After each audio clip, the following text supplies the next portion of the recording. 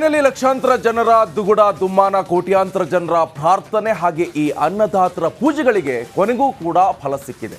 TB ಡ್ಯಾಂಗೆ element ಕೂಡಿಸೋ ಕಾರ್ಯ successful ಆಗಿದೆ.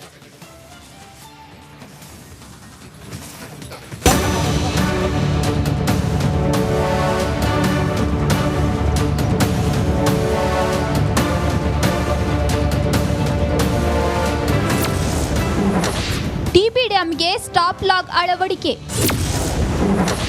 Gate ಕೂಡಿಸುವಲ್ಲಿ Kannaiah team success. 3 ಜಿಲ್ಲೆಯ ಜೀವನಾಡಿಯಾಗಿದ್ದ ಟಿಬಿ ಡ್ಯಾಂನ ಕ್ರಸ್ಟ್ ಗೇಟ್ ಮುರಿದು ಅವಾಂತರವೇ ಸೃಷ್ಟಿಯಾಗಿತ್ತು. ಘಟನೆ ನಡೆದ ದಿನದಿಂದಲೂ ತಾತ್ಕಾಲಿಕ ಗೇಟ್ ಅಳವಡಿಸಿ ನೀರನ್ನು ತಡೆಯಲು ಹಲವು ಸರ್ಕಸ್ ಮಾಡಲಾಗಿತ್ತು. ಕೊನೆಗೂ 19ನೇ ಕ್ರಸ್ಟ್ ಗೇಟಿಗೆ 3 ಎಲಿಮೆಂಟ್ ಅಳವಡಿಸುವಲ್ಲಿ ಡ್ಯಾಂ ತಜ್ಞ ಕನ್ನಯ್ಯ ಅಂಡ್ ಟೀಮ್ ಸಕ್ಸಸ್ ಆಗಿದೆ.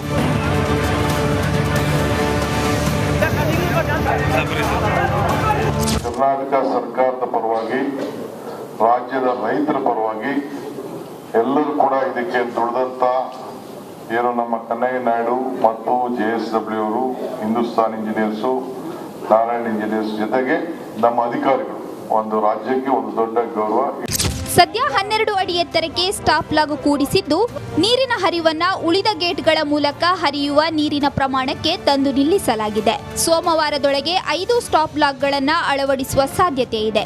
ಸ್ಟಾಪ್ ಲಾಗ್ ಅಳವಡಿಕೆ ವೇಳೆ ಯಾವುದೇ ಅನಾಹುತ ಆದ್ರೆ ರಕ್ಷಣೆಗೆ ಅಂತ ಸ್ಥಳದಲ್ಲೇ SDRF ಹಾಗೂ ಅಗ್ನಿಶಾಮಕ ಸಿಬ್ಬಂದಿ ಸನ್ನದ್ಧವಾಗಿ ಕುಳಿತಿದೆ. ರೈತರು ಯಾವುದೇ ಆತಂಕ ಪಡೋದ ಅವಶ್ಯಕತೆ ಇಲ್ಲ.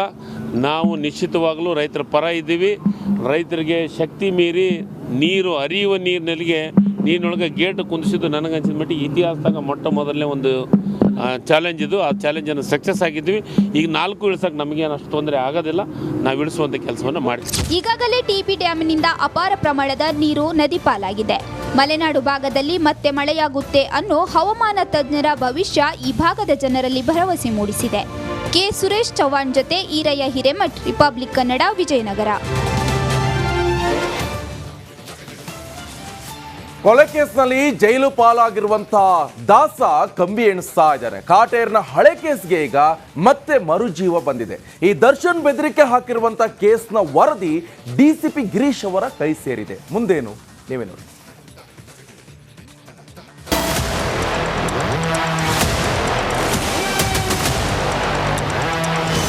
ಈಗ ಸುಮ್ನೆ ಆಕ್ಚುಲಿ ಅನೌನ್ಸ್ ಮಾಡಿದ್ದೆ, ನೀನ್ ಮುಗಿಸ್ಬೇಕಾದ್ರೆ ಆಕ್ಚುಲಿ ಫಸ್ಟ್ ನಾನು ಹೇಳೋದು ಇನ್ನೇನು ಇಲ್ಲ ಆಮೇಲೆ ನೀನ್ ಇರಲ್ಲ, ಅದನ್ನ ಮಾತ್ರ ನಿಮ್ಗೊಂದು ಹೇಳ್ತೀನಿ.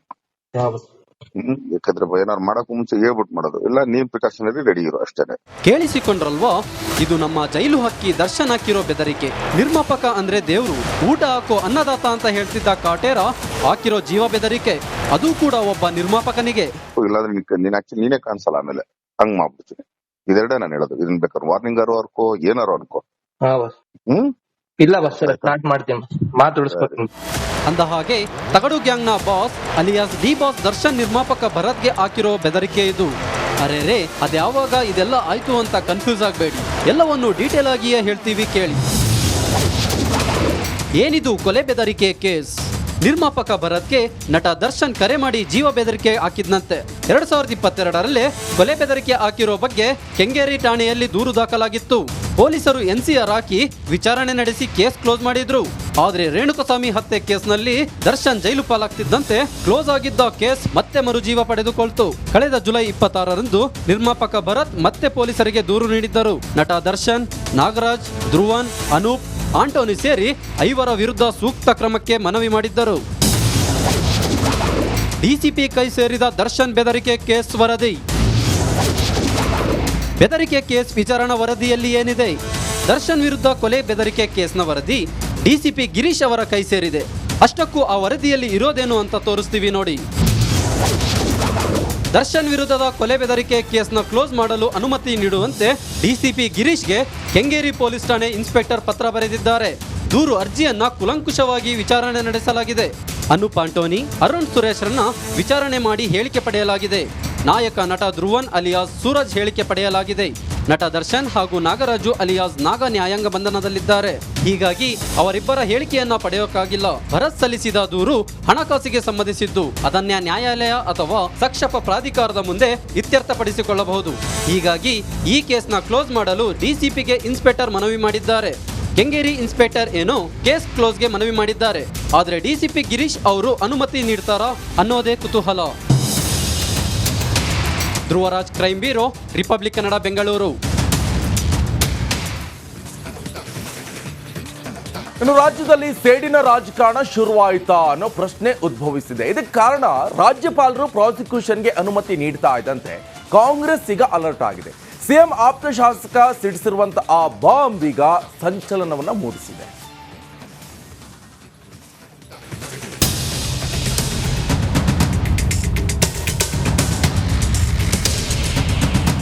ಸಿಎಂ ಸಿದ್ದರಾಮಯ್ಯಗೆ ಮೂಡ್ ಆಫ್ ಆಗಿದೆ. ಮೂಡ ಇಕ್ಕಳದಲ್ಲಿ ಸಿಲುಕಿಕೊಂಡು ಸಿಎಂ ವಿಲವಿಲ ಅಂತ ಒದ್ದಾಡ್ತಿದ್ದಾರೆ. ರಾಜ್ಯಪಾಲರು ಪ್ರಾಸಿಕ್ಯೂಷನ್ಗೆ ಅನುಮತಿ ನೀಡುತ್ತಿದ್ದಂತೆ ಅಹಿಂದ ರಾಮಯ್ಯ ಕೆರಳಿ ಕೆಂಡವಾಗಿದ್ದಾರೆ. ವಿರೋಧಿಗಳಿಗೆ ಟಕ್ಕರ್ ಕೊಡೋಕೆ ಸನ್ನದ್ಧರಾಗಿದ್ದಾರೆ. ಜೆಡಿಎಸ್ ಬಿಜೆಪಿ ವಿರುದ್ಧ ದಾಖಲೆ ರಿಲೀಸ್ಗೆ ಪ್ಲಾನ್. ಆಪ್ತ ಶಾಸಕನ ಮೂಲಕ ಕೌಂಟರ್ ಕೊಡ್ತಾರಾ ಸಿಎಂ? ನಿಜ, ಸಿಎಂ ವಿರುದ್ಧ ರಾಜ್ಯಪಾಲರು ತನಿಖೆಗೆ ಆದೇಶ ನೀಡುತ್ತಿದ್ದಂತೆ ಕಾಂಗ್ರೆಸ್ ಅಲರ್ಟ್ ಆಗಿದೆ. ಜೆಡಿಎಸ್ ಬಿಜೆಪಿ ನಾಯಕರ ವಿರುದ್ಧ ದಾಖಲೆ ಬಿಡುಗಡೆಗೆ ಸಿಎಂ ಸಜ್ಜಾಗಿದ್ದಂತೆ ಕಾಣ್ತಿದೆ. ಮೈತ್ರಿ ನಾಯಕರ ಬೇನಾಮಿ ಆಸ್ತಿಗಳ ದಾಖಲೆ ರಿಲೀಸ್ ಮಾಡೋದಾಗಿ ಸಿಎಂ ಆಪ್ತ ಶಾಸಕ ರಮೇಶ್ ಬಂಡಿಸಿದ್ದೇಗೌಡ ಹೊಸ ಬಾಂಬ್ ಸಿಡಿಸಿದ್ದಾರೆ. ಕೊಡ್ತೀವಿ ಈಚೆಗೆ ಹೆಗ್ಗಣ ಅವರ ಕಾಲದಲ್ಲಿ ವ್ಯವಸ್ಥಿತವಾಗಿ ನಡೆದಿರ್ತಕ್ಕಂಥ ಭ್ರಷ್ಟಾಚಾರ, ಮೂಡಾದಲ್ಲಿ ಅವರ ಬೆಂಬಲಿತರು ಪಡೆದಿರ್ತಕ್ಕಂಥ ಎಲ್ಲ ಥರದ ವ್ಯವಸ್ಥೆಗಳು ಬೇನಾಮಿ ಹೆಸರಲ್ಲಿ ಎಲ್ಲವನ್ನು ತಕ್ಷಣಕ್ಕೆ ಕಾದು ನೋಡಿ. ಇದಿಷ್ಟೇ ಅಲ್ಲ, ಸಿಎಂ ರಾಜೀನಾಮೆಗೆ ಆಗ್ರಹಿಸುತ್ತಿರುವ ವಿಪಕ್ಷಗಳಿಗೂ ಕಾಂಗ್ರೆಸ್ ಶಾಸಕ ಬಂಡಿಸಿದ್ದೇಗೌಡ ಕೌಂಟರ್ ಕೊಟ್ಟಿದ್ದಾರೆ. ಸಿದ್ದರಾಮಯ್ಯ ಜೈಲಿಗೆ ಹೋದರೂ ರಾಜೀನಾಮೆ ಕೊಡಲ್ಲ ಅಂತ ಕಿಡಿಕಾರಿದ್ದಾರೆ. ನಾವು ಎಲ್ಲರೂ ಸೇರಿ ಇದನ್ನು ಎದುರಿಸ್ತೇವೆ. ಯಾವುದೇ ಕಾರಣಕ್ಕೆ ನಾವು ಹಿಂದೆ ಸರಿಯ ಪ್ರಶ್ನೆ ಇಲ್ಲ ಅನ್ನೋಂಥದ್ದು ಹೇಳ್ತೀವಿ. ರಾಜೀನಾಮೆ ಕೊಡೋದೇ ಇಲ್ಲ, ಕೊಡೋ ಪ್ರಶ್ನೆನೇ ಇಲ್ಲ, ಕೊಡಿಸೋ ಪ್ರಶ್ನೆನೇ ಇಲ್ಲ. ಜೈಲಲ್ಲಿದ್ದರೂ ನಾವು ಅಲ್ಲಿಂದ ರಾಜಕಾರಣ ಮಾಡ್ತೀವಿ. ಇದೆಲ್ಲವನ್ನು ನೋಡ್ತಿದ್ರೆ ರಾಜ್ಯದಲ್ಲಿ ಸೇಡಿನ ರಾಜಕಾರಣ ಶುರುವಾಯ್ತಾ ಅನ್ನೋ ಪ್ರಶ್ನೆ ಉದ್ಭವಿಸಿದೆ. ಕ್ಯಾಮ್ರಾಮನ್ ವಿನೋದ್ ಜೊತೆ ಆನಂದ್, ರಿಪಬ್ಲಿಕ್ ಕನ್ನಡ, ಮಂಡ್ಯ.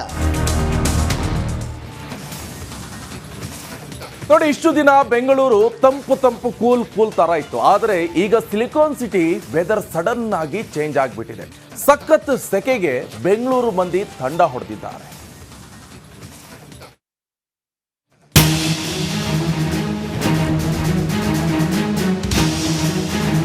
ನೀರಲ್ಲಿರೋ ಮೀನಿನ ಹೆಜ್ಜೆಯನ್ನ ಕಂಡುಹಿಡಿಯಬಹುದು. ಆದ್ರೆ ನಮ್ಮ ಬೆಂಗಳೂರು ವೆದರ್ನ ದೇವರಾಣೆ ಊಹಿಸೋಕೆ ಸಾಧ್ಯ ಆಗಲ್ಲ. ಬೆಳಗ್ಗೆ ಮೋಡ ಮುಸುಕಿದ ವಾತಾವರಣ, ಮಧ್ಯಾಹ್ನ ಆದ್ರೆ ಸುಡು ಬಿಸಿಲು, ಸಂಜೆ ಮಳೆ, ರಾತ್ರಿ ಆದ್ರೆ ಚಳಿ. ಎಲ್ಲ ಒಂದೇ ಊರಲ್ಲಿ ಸಿಗೋದು ಬೆಂಗಳೂರಲ್ಲಿ ಮಾತ್ರ ಗುರು. ಕ್ಷಣಕ್ಕೂ ಬದಲಾಗುತ್ತಿದೆ ಹವಾಮಾನ. ವಿಪರೀತ ಶೆಕೆಗೆ ಸಿಲಿಕಾನ್ ಸಿಟಿ ಜನ ತಂಡ. ಅದೇನ್ ಶೆಕೆ ಗುರು, ಸಾಕಪ್ಪ